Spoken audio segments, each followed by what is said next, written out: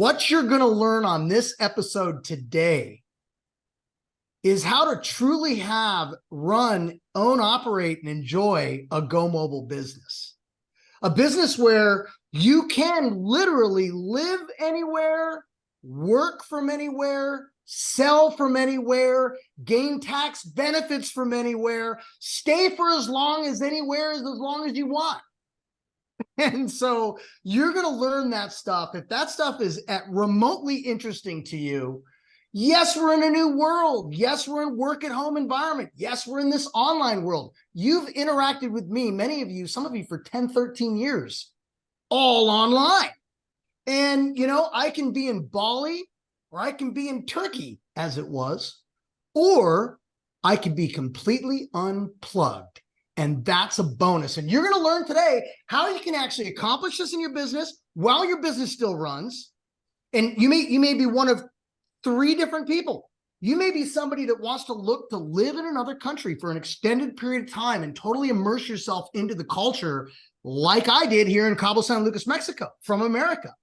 Or you may be one of the other folks that I just want to go on an epic, life list journey. And you're going to learn today from my guests and I how to not sell yourself short on that. Or you're one of the other folks that, hey, I would like to be able to go somewhere for a month at a time in a different country. Again, like my guest who's on with me today, we've been friends. We were talking about this over the other night over an amazing backdrop, which some of you saw in the email we sent out today. And we were talking about how we've known each other for over a decade. And we've been working together, we've been masterminding together. But what I have absolutely come to admire is how he and his wife, Jessie, his name is Cory Sanchez, he's been living abroad. And when we say abroad, I don't think that applies to him anymore because he's lived in 50 some odd countries over the last 5 years. I've watched it. In fact, met up with him about 3 or 4 different countries along the way. And so today, on this show, you are going to learn ways that you can truly do it, feel great about it, spend the least, max the most, and save the most, and find ways to do things like whether it be working within the cultures, spending the local currency, how to really maximize your opportunity, tax write-offs, how to sell some stuff while you're out there on the road. That's what you're going to learn today. So I'm joined by my great friend, Mr. Cory Sanchez of Mojo Global. And Cory Sanchez, like I said, he is an entrepreneur, jack of all trades, does all kinds of stuff. He and his partner, Ira, have done amazing stuff in the digital agency space, have created amazing strategies and software around LinkedIn. Recently, some of you got a gift called Storyly. I've already played with it. It's already created one of the stories from what we just did. Mind-blowing. An AI software tool that we gave all of you a few days ago. But here's the thing. He's on today to share with you the stuff that I've been talking about right now. And I'm super pumped about that.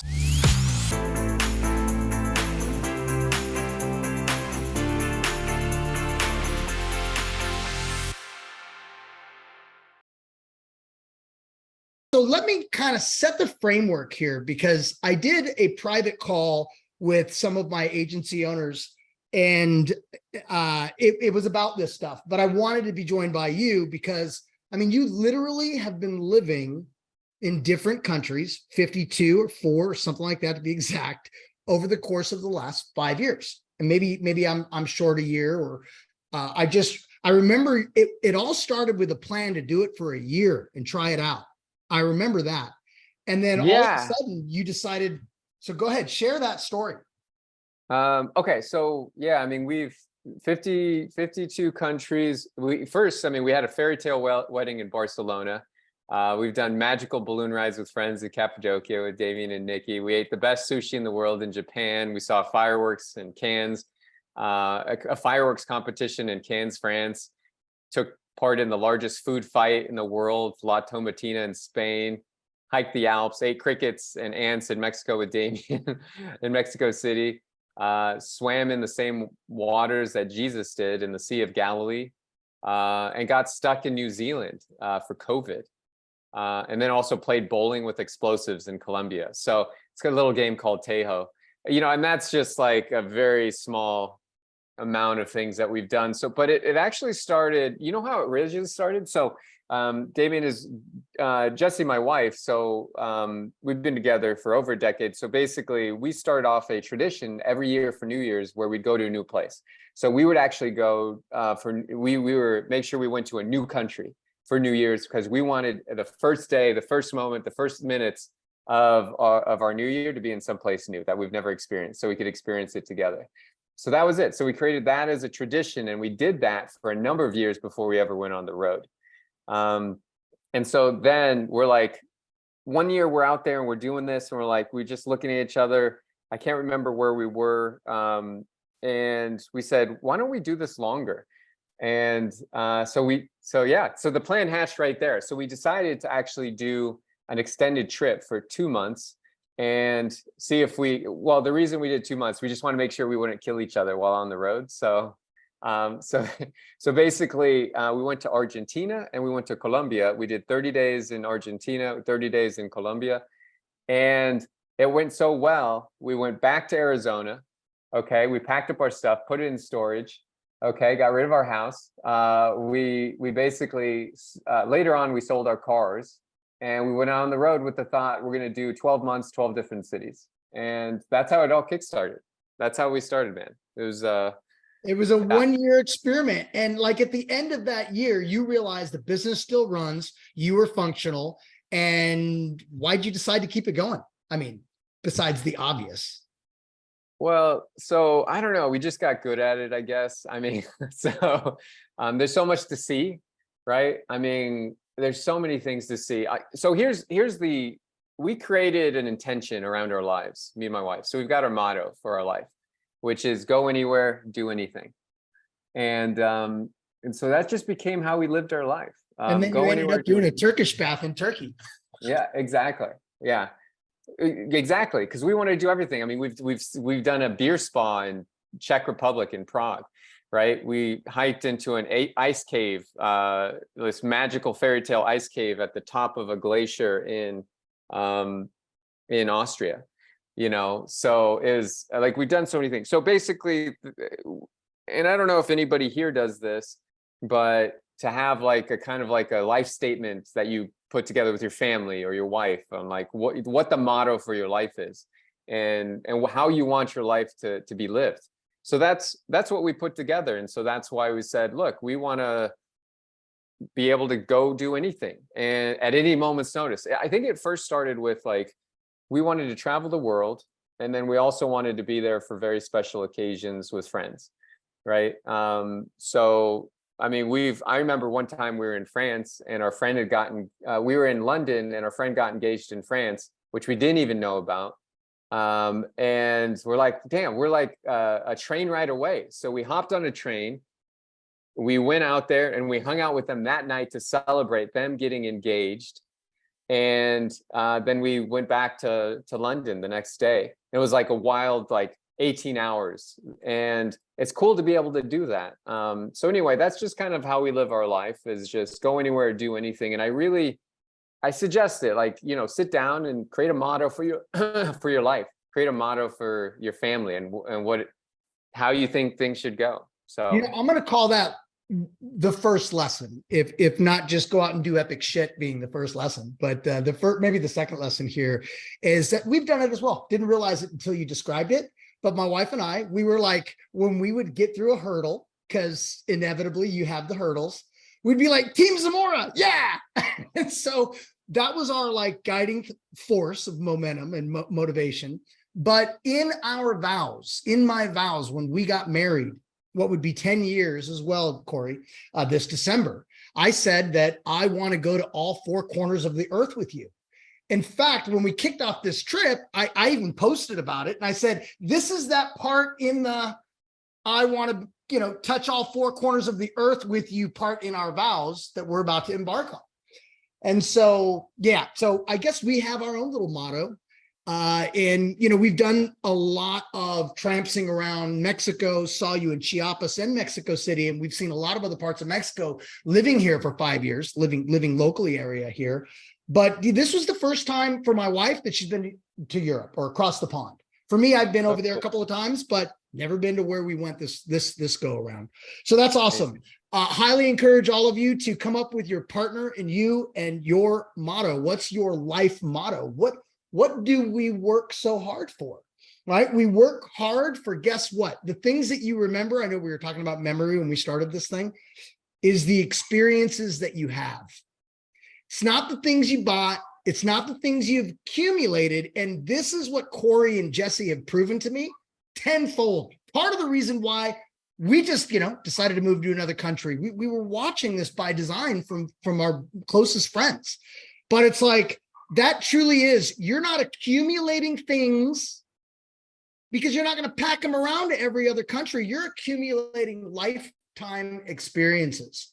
I think that might be the next lesson, is that's what life's really all about. And if it's about family, then it's about experiences with the family. Yep. So awesome, Cory. Thank you. It's been a big inspiration. Running a business while you've been doing what you're doing. Again, you're speaking to everybody here, but like I described the 3 different folks that might have been on this, and the whole nomad lifestyle of living. What is it? Pretty much 1 month per country. Did you just keep that cadence? Yeah, it's 30. We do a month in every country, and then we go on to the next one. Okay. Yeah, and I witnessed one thing that I think helps you do this for year over year over year with an American-based company. I've witnessed that you normally work the office's clock. Like right now, you're working right now and it's nighttime, but is that one of the key secrets to how you've been able to work the nomadic lifestyle? Yeah. Okay, so this is actually pretty cool. So yeah, and it's so true. Yeah, so let me dive into that, and then I'll dive into something else here in a second. But so basically, my dad used to work at the nuclear power plant, Arizona, Palo Verde, if you're familiar, right? Palo Verde nuclear power plant. He worked swing shifts, so he worked 12 hours a day, and he'd have a 3-hour commute on top of that. So like, first, one of the lessons I learned from him is like, that's a grind. I hardly saw the dude for many weeks. And sometimes he'd get like a lot more time off, like 7 days at a time or something like that. And so we'd be able to hang out. But he did swing shifts. So sometimes he'd work from 6 a.m. to 6 p.m. And sometimes he'd work 6 p.m. to 6 a.m. And I think this kind of taught me something at an early age, is that like time is irrelevant for working and making money. Like this is, I don't know, somehow that internalized in me. So like, for instance, right now in Ronda, Spain, it's 12:15 a.m. And so, and I keep usually a modified US time zone. So I keep a US time zone relatively. It's either East Coast or Pacific based on where I'm at in the world. And so right now I'm keeping kind of a modified East Coast time zone here in Europe. So I get up late. I get up at around 11 a.m. Pacific, or excuse me, 11 a.m. here. And I go to bed around 3 a.m. right, in a couple hours.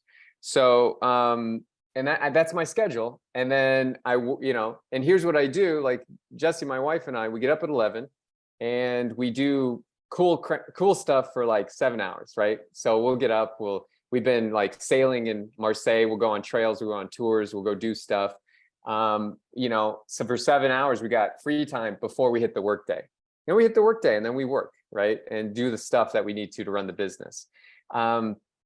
And it's really cool when you can do that, because like I've got like almost like, if you think about it, if you go out and do some cool stuff in a country that you're brand new, you could spend 7 hours doing that. And that's like a full day of stuff, right?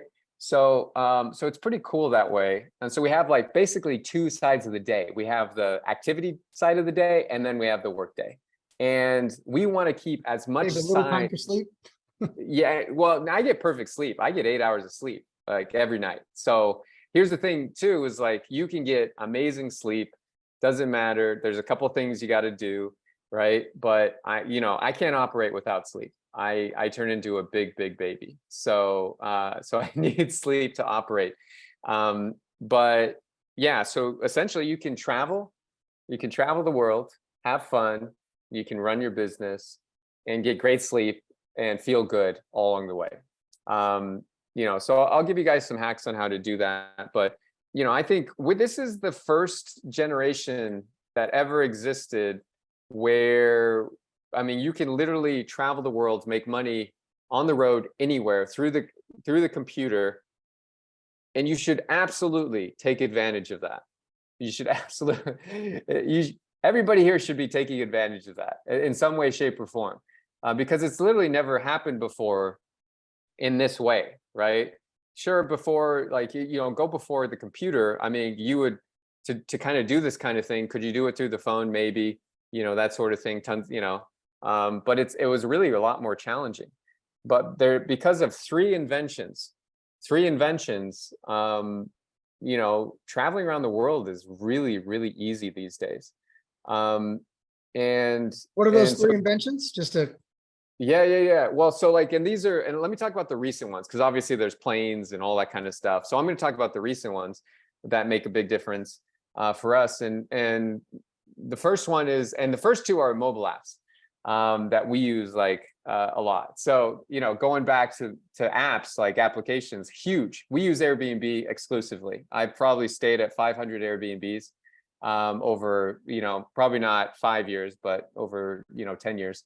And or whenever it's existed, and I'm probably one of their top users, and we almost exclusively stay in Airbnbs because we have a kitchen, we cook meals, we have a fitness plan that we have, so we keep in great health as we travel the world as well. I can give you some tips on that if you're interested in that. But we use the kitchen, and we also go out and eat the food in the place that we're at. Like, we want to try the food. The food is one of the best parts of the experience. So, but we use Airbnb almost exclusively. I've got like 150, ratings on my profile. And here's the cool thing about that, guys. I've almost never had problems anywhere in the world with internet, with, things happening like kerfluffles. I've only had to leave an Airbnb twice for internet problems. One was in Bali, and the internet just there is crap in some places. So, and yeah, it was only twice. And then I've only left an Airbnb for two other times, and that was because I'm allergic to cats, and there was previously a cat, or a kind of cat that kind of comes and hangs out when nobody's there.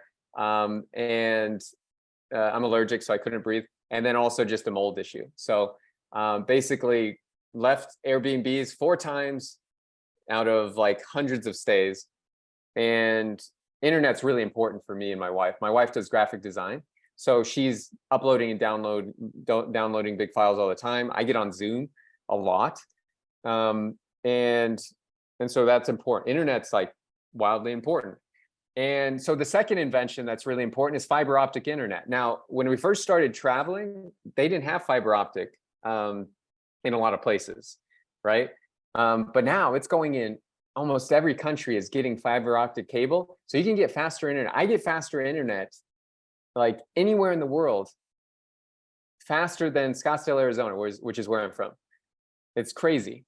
So that's really cool. And we're talking good speeds, 100 megabits per second upload or download, 100 megabits per second upload as well, even up to a gig. I've seen people with like a gig download upload. I'm like, that's like mind boggling. The minimum that we need to travel is 10 megabits per second download. And this is really important for you guys, that want to run a business on the road, is 10 megabits per second download and 4 megabits per second upload. That's the kind of the minimum requirements. It's really actually hard to find internet that's less than that these days. It really is.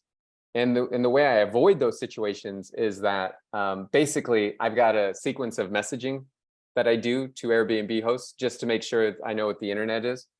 So I've got it all like templated out and stuff like that. So it means I never miss. Every place that we go to has awesome internet, so we can run our business, and we never run into any problems with it, which is great. So that's the second invention. And the third invention, Uber. Like, Uber's amazing. Like, you can get off the train, off the airplane, order an Uber, go right to your place. Makes it safe, right? In case you get there like at odd hours or whatever, it just really cuts out a lot of, that's For us, safety is a huge concern. I'm sure it is for you guys as well. In 52 countries, never had any problems with anything ever. You just teed up three things. So I'm going to start with the apps. First of all, as everybody here is very well aware, mobile apps make life easier, right? It makes our life easier. Basically, we just asked Cory, how is it that he's able to do this in 50 countries over 5 years? And he basically said there was top 3 inventions and 2 of them were mobile apps. And so again, thank you for ringing the bell that mobile apps are hotter than they've ever been. We all rely on these apps in our daily life. Bank apps, I rely on bank apps, travel apps, and I will throw a third invention, which is another mobile app in there that I got really familiar with using on this recent trip. And that is Google Maps. So Google Maps for me, Cory, in Istanbul, Turkey, was super important because English is not the first language. And the signs are not just also in English, like in some places. And so I'm able to say, I'm going to here and I'm going to use tram, buses, or whatever. And I click on that option and it'll tell me walk 5 feet or walk 5 minutes, get on this particular tram, go for 4 stops, get off, walk to transfer, get on this bus. Like literally every step of the way by GPS, it leads me from foot to train, back to foot to bus to place, back to your hotel. And so that was the first thing I wanted to bring up. That was a third invention. I mean, a fourth invention, I guess, that I think could probably be very useful to folks that want to go globetrot. The second thing you brought up is the reason why Uber and Airbnb are so super safe is because, have you felt safe sometimes when you've just jumped in a cab and you didn't do what I'm going to highly recommend, my wife would always recommend you do, is take a picture of the number of the cab, always, take a picture of the license plate, always. But have you ever been in another country where you didn't speak the language and you jump in a cab and like, you felt if you left something in that cab, you'd probably never see it again? Have you ever experienced that, right? And I think when we're with Uber, they've got reviews, they're checked by this bigger company. Same with Airbnb. You're not going to get jacked around too much by overstating what the place offers because that won't last very long with reviews. And so apps create a social review system, I think, in a lot of cases that make it safer. It actually makes it convenient, also helps you get the best places. A little bit of flexibility that you got to have as you travel, right? Because I've seen, I've been with friends that don't travel very often. We went on vacation with them and, one thing goes astray, like awry, and, everybody's bummed, all the mood drops, they're not having fun. I think it's important to, dream big and like, so like, here's what happens a lot of times as we think about these things, right? So we think about travel and then we think, oh man, well, you can do that because your business is X and, you're younger, you don't have kids, all that stuff. And I totally get all that. And I think it's important to kind of reframe how you look at, accomplishing things that are really important to you. If it's really important, right? If like, it's truly something that you want to do. Because, what you don't want to do is say, well, I can't, or, I can't because of this, or it's too expensive, or it'll cost money, or I don't make that much money, or, I got the money, but I just don't have the time, or it's not going to work, or I've got kids. So I think it's important to just reframe all of that, right? So when you kind of like, instead of saying I can't, or they won't work because of X, Y, Z, just to instead say I can and I will, right? Tell yourself I am a world traveler, right? Have a positive kind of like whatever you call it, not a positive mindset, but I guess in simplicity, Real intention. Yeah, real intention around it, right? So think, I am a world traveler. I live a life I love, right? Stuff like that. It's good to have these intentional statements because they manifest themselves. Because like literally what you think comes true, right? So if you think you can't, then you won't. But if you think you can, then ultimately it's going to lead you in the right direction. So, instead say, I can and I will. I am a world traveler. I live a life I love. Money and opportunity flow in my direction, right? And, it might sound a little woo, but I think the important part here is that you have a positive mindset around it. Otherwise, it's not going to happen, right? So I just want to throw that out there because, I've talked to a lot of people that are very successful business owners even, and, could definitely travel, have the means to, have the money to, but they don't. And so, for me, I'm just happy to spread the word. I mean, I travel for me, for myself. I mean, I don't even post it on social media. Me and my wife, like, I'd like to say, but I get too caught up in like, is it getting likes and all that stuff. I get too caught up in that. So I just kind of ditched it, and just travel for fun. I take pictures so I can enjoy those. And I remember I used to take pictures and post them on Instagram just because my grandma really enjoyed seeing us travel the world, but she passed away. So I stopped kind of posting on Instagram. But basically, yeah, guys, get into the frame of mindset that you can, you will, it's going to happen. It will happen. It already happened just in your mind, right? It's like, it was really cool that when we started traveling, it's like, I would tell my wife where I wanted to go. And then she would plan it and, make sure you do all the logistics on it. So it's like, it already happened, but in the future. And you want to do that for yourself, right? You want to be intentional about that. Otherwise, I don't know, if all else fails, get drunk and buy tickets. That'll definitely happen. So yeah, I mean, well, that's kind of what I mean. Well, not get drunk and buy tickets necessarily, but it's like the Mavericks invited us to a cruise. It was a Virgin Voyage cruise. Now, keep in mind, I've been with my wife for 15 years. She had never been across the pond. And that's referring to going from the United States to anywhere out in Europe or across the pond, they say, right? And of course, her bucket list was to go to Jerusalem, right? To go to Bethlehem. These are things that I've known since I got involved in the relationship. We got married 10 years ago. Now, look, I mean, we obviously did some shit. I mean, we moved to Mexico. I mean, that's pretty wild and crazy. Turn around Mexico, but it really took getting invited to go to a Greek island cruise in Greece for me to finally like say that I can and will and do that, meaning go all the way over there.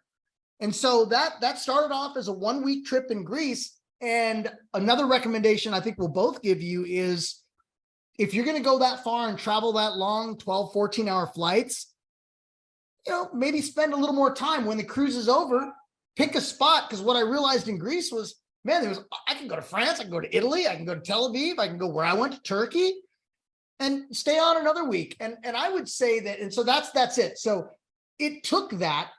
I wish it wouldn't have taken that, Cory. Honestly, I wish we would have already hit France 5 years ago and Italy 2 years ago. And we'll get on the travel bug now because of this experience we just had. But this goes back to what I had told you guys earlier. Don't sell yourself short on these locations. Cruise, easy, because they got it all figured out. You just get on, they go to the stops, you see the stuff, you get back on the boat, you eat for free, you drink, whatever, you do your whole thing for a week. It's so easy and affordable to do. I highly recommend Virgin Voyage cruise. I'll never go on a Carnival cruise. I did 6 Marketers cruise. I'll never do it again. Virgin Voyage cruise, they've really reinvented the game. But don't sell yourself short. Figure out where you want to go next. So what did I do? All the things my wife's told me she wanted to do. She wanted to go to Israel. She wanted to go to Jerusalem. Just like we had several on here today that wanted to do that. So we added to it. And my friend recommended Turkey. And this is how Cory and I ended up in Turkey. So we'll go on to a little bit of that. My friend said, dude, you got to see Cappadocia. And I'm like, what's Cappadocia? So I know he's a world traveler like you are, Cory. He's my friend, Jerry Romine, who's got a YouTube channel. He teaches people stocks and all that good stuff. Real good. He's a maverick. And I've watched him travel for the last 5 years, living in Thailand. And he came out here for a month and he goes, dude, you got to do Turkey. Now, I'll tell you something. Nikki wasn't necessarily sold on Turkey. She wanted to go to Paris and France and Italy and the things that she's heard of, right? So I'm like, shit, I got to sell her on Turkey because he sold me on Turkey. So I'm like, okay, I got to sell her on Turkey. And I did have to put a sales job and I did a terrible job. But then when I said Cappadocia, she started searching and she started seeing the balloons and all the weird rock formations and the caves and hear about the underground cities and all this stuff. And she's like, oh my God, this Turkey thing is a great idea. And then I talked to my buddy, Cory, Jerry, and he said, well, how are you going to start the trip? I go, well, I'm going to go from Athens. I'm going to go straight to Istanbul. He goes, well, dude, you can't. You got to spend some time in Istanbul. You got to spend like a week there. And I'm like, well, I figured I would just spend 2 days. No, dude, you can't just spend 2 days in Istanbul. Well, I figured I'd spend 2 days there and 2 days in Cappadocia. He goes, dude, you can't do it like that. Now, Cory, you get this already, but I was like, well, I got to be back in like 10 days. I mean, no, you don't have to. And I, for the first time in a long time, actually just pulled that damn plug and said, okay, great. I went to Istanbul for 4 days and took a 7-hour train ride or whatever, public transportation, highly recommended, to get to Cappadocia. This really cool little not medieval, but ancient fairy tale looking place. So I hit up my friend Cory because he was in France. He was somewhere in France. And I'm like, again, train or plane away. I'm all, why don't you meet us? We travel well together. These are our favorite people to travel with. And we may hopefully be one of theirs, but like we really travel well together. So they were like, yes, they're in. So they got there the same time we did. They left 1 day before. They spent 5 days with us, magical days with us. We had 1 extra day, but don't sell yourself short, I guess is the message. Give yourself enough time. And since my wife said you absolutely have to make sure I check off the bucket list of Jerusalem, you got to just add that on. So I kind of had to add that on. And again, my friend says, don't sell yourself short there, but I couldn't get out of hand. So we just did 1 day in Jerusalem. It was good because Barry Plaskow, our friend, Barry, took us out and gave us a tour, and it was all amazing. So she got her bucket list. I got my turkey, and we got to hang out with you guys. And then we did our cruise. And what all in all, it turns into this like almost 1 month trip that I wrote off almost all of it. How about you, Cory? How about you on the writing off scene?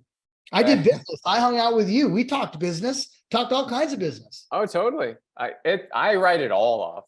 So, it's, it's so much, there's so many tax write-offs. I mean, and I do, so I made an intention, me and Jesse made an intention to travel more with friends and we're doing that. And a lot of our friends are in business, right? They do business, they have businesses, but I really, super grateful for Damien for you just hitting us up, because honestly, I'd done a lot of things. I'm not on Instagram all the time. I guess if I was, I'd know about Cappadocia, but I never heard of, actually, I had heard about it literally a couple weeks before, but I was like, okay, cool. It just kind of went out. Actually, when I hear things, I kind of file them away. I call them whispers, right? And so if something gets enough whispers, then it gets upvoted, and then it becomes like our next destination. But Damien called me, he's like, Cappadocia. And I was like, I just kind of heard that. And he's like, we're going, you want to come? And I looked it up and I was like, this looks so cool. And it's David. I haven't, I saw him last year. We travel well together. He's so fun to travel with him and Nikki. So I was like, fuck yes. So I don't know. Well, and guess what? By the way, he did something he doesn't do normally. And this is what was a sign that maybe we're good to travel with them, is that they actually took the week off. You remember that whole the schedule thing? They flipped it. So they slept at night and we hung out all day. So they did that. That was their vacation from their life of vacation. Yeah, we did that. It was awesome. So I want everybody here to imagine that you're being considered to join what's called the Bucket List Club, right? The Bucket List Club. It's a club, it's a club I made up, but let's just follow along with me, right? So let's say you're being considered to join Bucket List Club. And Bucket List Club will actually pay you, it will pay for every trip that you ever take to accomplish a bucket list item, at least one a year from now to the rest of your life, okay? So that's the perks of joining Bucket List Club. They will pay for every single bucket list trip adventure that you're gonna go on. I'm in. You're in, right? Yeah, absolutely. Now there's a catch. There's a catch. And here's the catch. The catch is that in order to keep your membership, you have to talk to 10 business owners a year and teach them everything you need to know about marketing, everything you know about marketing, right? So that's the catch. You talk to 10 business owners a year and you teach them what you know about marketing. And that's the only thing you have to do to keep your membership in Bucket List Club. No-brainer button. It's a no-brainer button, right? It's the best. It's like the easiest no-brainer you could ever make, right? Right? Absolutely. Now, here's why this works out. This is a made-up club, but I want to kind of paint this as an example for you, because literally, if you go out there and talk to 10 business owners and teach them about marketing, teach them what you know about marketing, and you add on one simple thing, which is, well, here's how I can help you with that, right? And here's what this looks like. and you'll get customers from that. Like literally 1 or 2 at least of those people will sign up for you. And that's all the money that you really need to go do bucket list adventures every single year and accomplish every single bucket list item that you ever want to do. That's it. That's it. So this club, it may seem far-fetched to like, can I travel the world? Can I do all of this stuff? The answer is yes, yes, yes, and yes. And that's all you have to do. Talk to 10 people, 10 business owners. And That's not even one a month. it's not even one a month. That's not even one a month. You do that in hell. Some of you guys would figure out, how can I do this week? How can I do this in a month? How can I do this in a week? How can I do this in a couple of days? You know? But that's really literally all it takes to do that. So And I'll throw something at you on when you actually make that trip, so that you're sure to write that trip off, pretty much all of your travel, your food, your this, your hotels, your Airbnbs, your Ubers, your whole bit. For those of you that are mobile app folks, mobile app VIPs or white label partners, a couple of those restaurants that you go to, I mean, Cory, Jesse, Nikki, and I met this really amazing couple in Cappadocia. We sat on their little terrace that they had with an amazing backdrop, had a sunset. They had someone reserved at that table. They rescheduled him for the next day. He hung out with us. We had a hookah at the table. We had some Rocky. We just talked about life, fun, and adventures. And I can easily build him an app. In fact, I can build him an app as a gift for treating us so special. And that app will go live in the App Store. And suddenly I have a customer in Cappadocia, Turkey. And I can write my entire trip off. Now, that guy didn't give me any money for that app. I still did business. I acquired a customer, and booyah, there's your write-off. So think about it. You can do that if you're not doing mobile apps. You can do it with websites. You can do it with, Google My Business stuff. You can do it with social media. I can give you some posts. I can do some things, right? Just do a few things for a few of those businesses you come in contact with. What do you think, Cory? that's it.